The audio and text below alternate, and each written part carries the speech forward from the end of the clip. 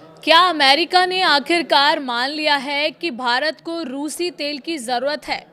पहले दबाव, फिर टैरिफ और अब 30 दिन की छूट। लेकिन सवाल बड़ा है, क्या ये सिर्फ अस्थायी फैसला है या वैश्विक तेल राजनीति का नया अध्याय? नमस्कार, मैं हूं वंदना त्यागी और आप देख रहे हैं न्यूज 18 राजस्थान का डिजिटल चैनल। अमेरिका को क्यों देनी पड़ी सफाई? बड़ा सवाल। ईरान पर इजराइल और अमेरिका के हमलों के बाद पश्चिम एशिया में तनाव बढ़ गया है। खासकर होर्मुज स्ट्रेट के आसपास हालात इतने खराब हैं कि दुनिया की करीब 20% तेल सप्लाई खतरे में पड़ गई है। यही वजह है कि अमेरिका ने भारत को 30 दिन तक रूसी तेल खरीदने की छूट दी। लेकिन जैसे ही ये फैसला सामने आया, सवाल उठने लगे कि क्या अमेरिका रूस पर अपने ही प्रतिबंधों से पीछे हट रहा है। इसी पर सफाई देते हुए अमेरिकी ऊर्जा मंत्री क्रिस राइट ने कहा कि ये रूस के प्रति नीति में बदलाव नहीं, बल्कि तेल बाजार पर दबाव कम करने के लिए लिया गया एक अस्थायी और व्यावहारिक कदम है। अब बात करते हैं कि पुराना विवाद क्या था। दरअसल ये मामला अचानक पैदा नहीं हुआ।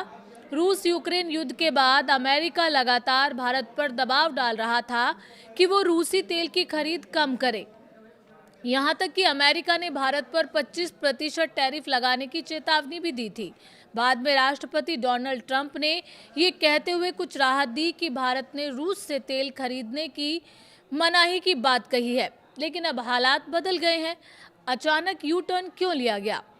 वजह है वैश्विक तेल बाजार में आई उथल पुथल। ईरान संकट के बाद कच्चे तेल की कीमत $70 से बढ़कर $92 प्रति बैरल तक पहुंच गई है। उधर अरब सागर, बंगाल की खाड़ी और सिंगापुर के पास करीब 1.5 करोड़ बैरल रूसी तेल टैंकरों में पहले से मौजूद है। ऐसे में अमेरिका ने भारत से कहा है कि जो तेल पहले से समुद्र में है उसे खरीदकर अपनी रिफाइनरियों तक ले आएं। भारत को क्या फायदा होगा इससे? अगर भारत फिर से रूसी तेल खरीद बढ़ाता है तो रिफाइनरियों को सस्ता कच्चा तेल मिलेगा, वैश्विक बाजार में दबाव कम होगा और रूस के तेल को खरीदार भी मिल जाएगा। जानकारों के मुताबिक आने वाले समय में भारत का रूसी तेल आयात फिर से 20 लाख बैरल प्रतिदिन के करीब पहुंच सकता है।